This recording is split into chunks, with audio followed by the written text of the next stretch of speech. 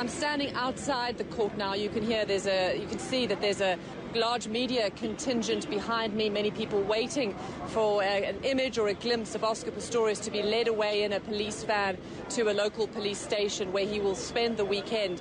His bail application was postponed until Tuesday. Now, more importantly, inside that courtroom, incredibly emotional, wood-panelled, small, it was stuffed chock-a-block with journalists, family and curious court officials and onlookers. When Oscar Pistorius walked through from the holding cells, he was wearing a dark suit. He tried to control himself. His jaw was clenched very tightly, but when the charge of murder was read out, he physically just broke down. He held his head in his hands and he just sobbed and cried. I mean, he looked, Anita, like a broken man. As the prosecutors and his defense argued with the magistrate over various procedural issues, he was sitting down.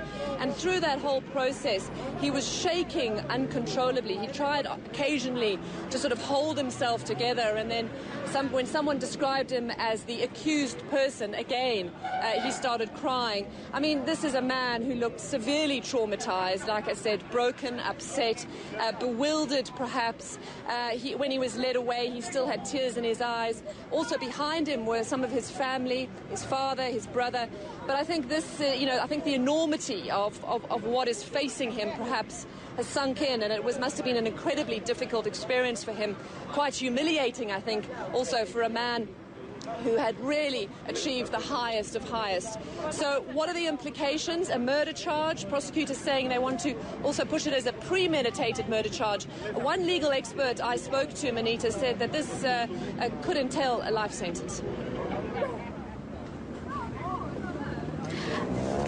Robin, has there been any more word from Reeva Steenkamp's family, any more indication or some sort of light that they could shine in terms of the kind of relationship or the kind of man that Oscar Pistorius was with Reeva?